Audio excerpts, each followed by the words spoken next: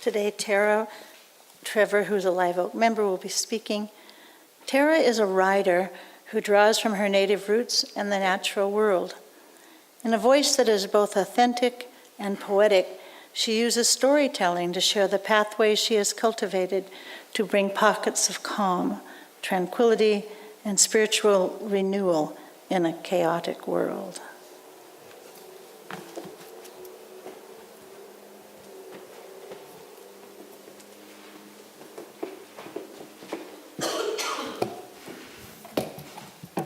Good morning. It's an honor and a privilege to be here. Thank you for having me. And I'd also like to thank John Douglas for playing the piano for us this morning. I asked him to help bring calm to us. I'm a writer and a storyteller, and I also live a minimalist lifestyle. But there was a time in December when my cluttered schedule told a different story. Now I have a new tradition, doing more by doing less with more love. I began to connect to the part of me that craves simplicity. My family celebrates Christmas. My pattern was to make a list, and I never had time to check it twice because I was too busy doing. My mother's mind had become programmed to think consequently, to think in terms of supply and demand. If the cards didn't go out early enough, or if they didn't get sent out at all, I graded myself with a holiday F. On top of all else, I aspired to the notion that the house ought to be cleaner than usual, with a lovely decorated tree. And when the cat, or the baby, or the dog chewed the ornaments, I lost hope.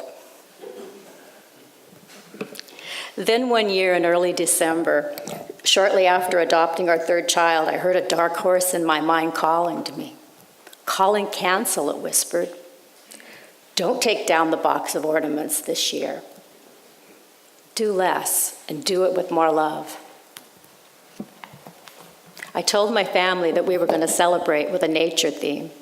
The kids and I went to the florist and bought baby's breath, and we strung the tree with white lights and tucked small clumps of the baby's breath into the branches. We placed a pair of red flowers on the table to increase the energy of health and vitality, and that's all we did.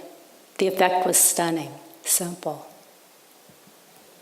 I wish I could tell you that I learned about more being less right then and there, but I didn't. And I also didn't learn it the year my son had cancer and was going through chemotherapy. That year, the fear of the unknown gave me just a little more incentive to do a tiny bit more. I wanted to have some wonderful memories for my children to be able to remember so that they could recall more than fear in hospitals and sickness. My inspiration in the cancer years came from realizing I like doing something a little bit special for my family whenever I can, because I know my usual tendency is to get caught up and get busy and rush through my days. But I didn't rush through anything when my son had cancer. I moved through each minute with careful thought. My mind was a camera capturing each moment. And it shook up our holiday traditions, and it taught me to go against the grain, to let things go haywire, and to let go of the outcome. Except the lesson didn't stick. Every December, my frenzy returned, and I went back to healthy holiday doing after my son was healthy again. And then one year, age gave me what I've always longed for. Perhaps other people might live forever, but I'm pretty sure I won't. The memory that I want to last, is to be passed on, is that I am a person who is not always busy, frantic woman with worry wrinkles around her eyes. I also want it to go down in history that I'm relaxed and fun to be with. Every year since, I have decluttered my December commitments and allowed myself freedom and breathing space. There are years when I do send the cards, bake the cookies, volunteer, and go to and froing. But I never do all of those same things in the same year anymore. Now I choose one or two things to focus on.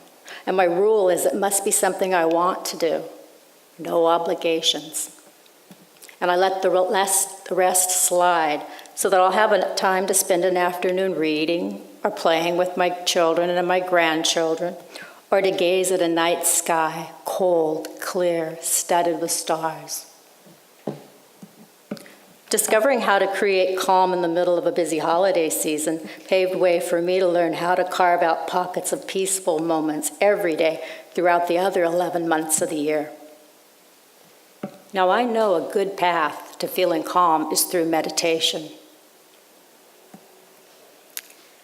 But most of the time, I didn't meditate. I knew that I should.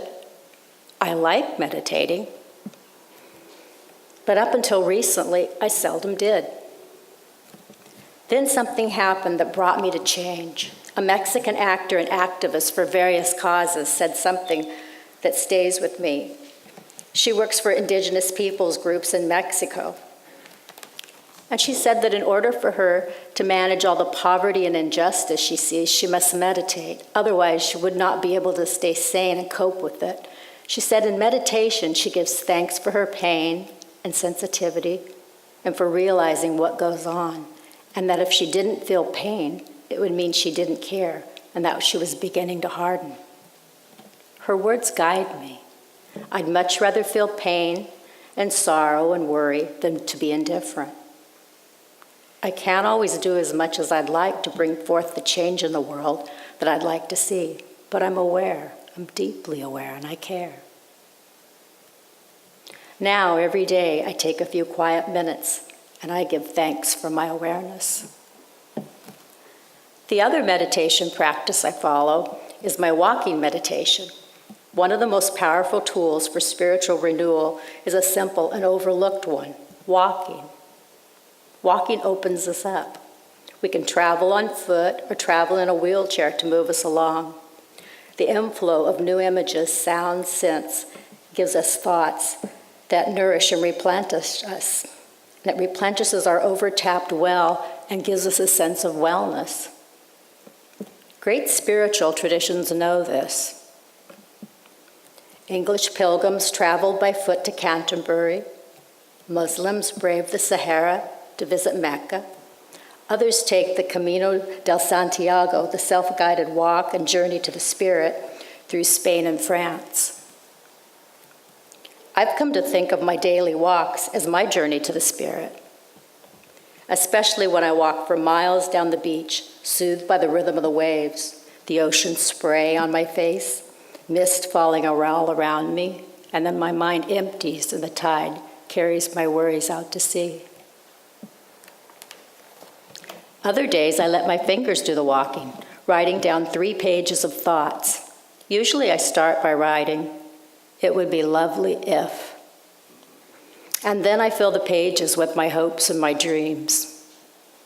Because I'm happiest when my wishes come true, I dream simple dreams that are likely to happen. It would be lovely if I could see a rainbow again. It would be lovely if the ants that parade across my kitchen counter would decide to leave and not come back. It would be lovely if I'm awakened again by owl sounds pressing against the night. But there are days when my health or my schedule do not permit me to go for my usual long walks or to write down my thoughts. And there was the week when my mother was in the hospital and I couldn't spend any amount of time to be alone, to be silent and wait for my thoughts to clear. And yet those extra busy times are when I most needed to find the pockets of calm.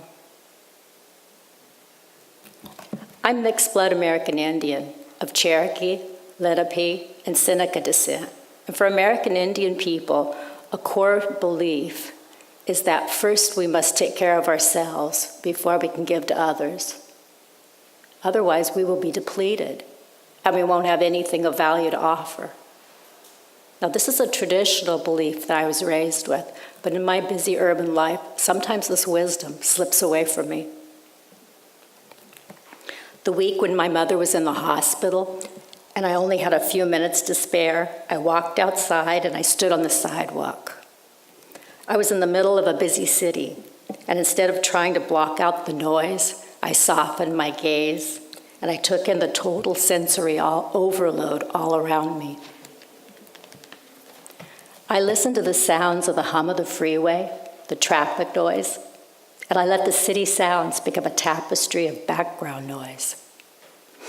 I didn't try to quiet my mind or block out the sounds. I learned this technique from a Tibetan practice called sky gazing.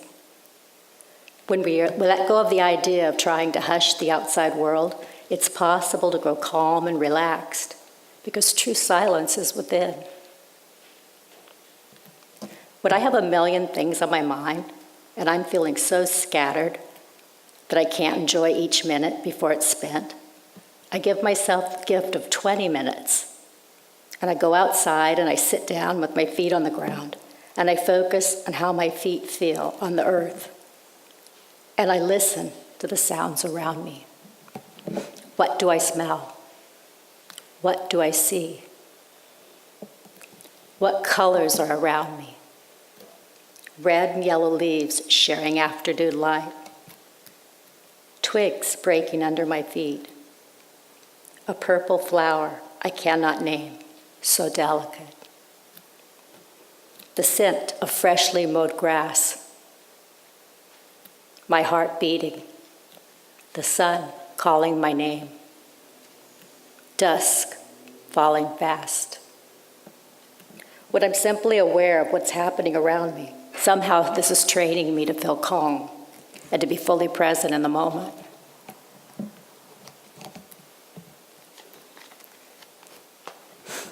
With my new meditation practices guiding me, the result is my busy life no longer overwhelms me. In December, I look forward to 1 or 2 holiday things I want to do with more love, and I spread the joy of giving out over the rest of the year. This is what I want to claim, for the time I give to feel calm and peaceful. And that's why I wrap it up now and not objects and give my time as a gift to my family and my friends. Thank you.